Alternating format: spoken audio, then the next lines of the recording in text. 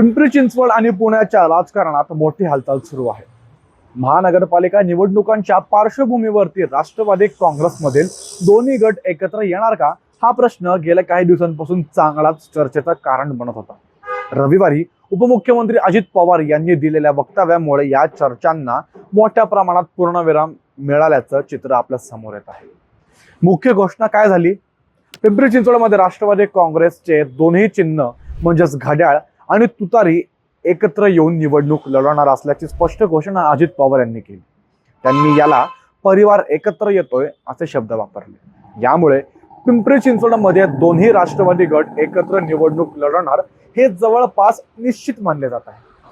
पुण्यात या गोष्टींचे काय संकेत मिळतात?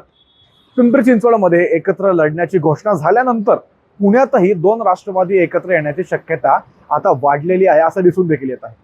पुण्यातील राजकीय घडामोडी पाहता दोन्ही गटांमधील चर्चा अंतिम टप्प्यात असल्याचे संकेत देखील मिळत आहेत। त्यामुळे पुण्यातही एकत्रित राष्ट्रवादी विरुद्ध भाजप आणि महाविकास आघाडी अशा तिरंगी किंवा चौरंगी लढती होण्याची जास्त प्रमाणात शक्यता देखील व्यक्त केली जात आहे। महाविकास आघाडीत तणाव या पार्श्वभूमीवरती महाविकास आघाडीच्या बैठकीकडे राष्ट्रवादी काँग्रेस म्हणजे शरद पवार गटाच्या पदाधिकाऱ्यांनी पाठ फिरवल्याने काँग्रेस नाराज झाली। वारंवार संपर्क साधूनही उपस्थिती न लागल्यामुळे काँग्रेसने आम्ही आमच्या मार्गाने पुढे जाणार अशी ठाम भूमिका घेतली आहे। त्यामुळे महाविकास आघाडीतील समन्वयावरती प्रश्नचिन्ह निर्माण झालेले आहे। उमेदवारी अर्जांचा वेळेचा ताण। महानगरपालिका निवडणुकीसाठी उमेदवारी अर्ज भरण्यास फक्त 2च दिवस शिल्लक आहेत। सोमवारी संध्याकाळी 5 वाजेपर्यंत आणि मंगळवारी दुपारी 3 वाजेपर्यंत भरण्याची मुदत आहे।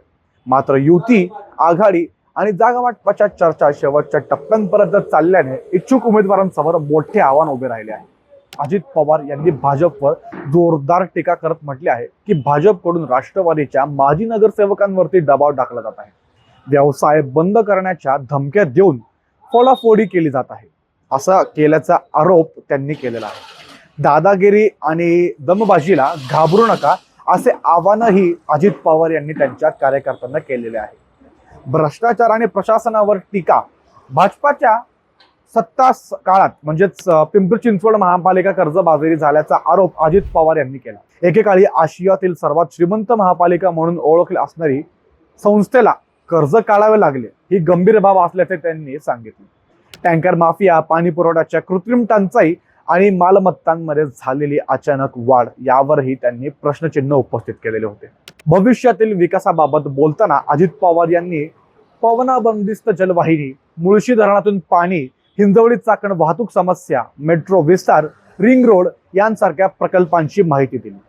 वाढत्या लोकसंख्येसाठी दीर्घकालीन नियोजन गरजेचे असल्याचे त्यांनी या गोष्टीच्या माध्यमातून देखील सांगितलेले होते। एकूणच पिंपरी चिंचवडमध्ये दोन्ही राष्ट्रवादींची आघाडी जवळपास निश्चित झाली असून पुण्यातही तशाच हालचाली सुरू आहेत।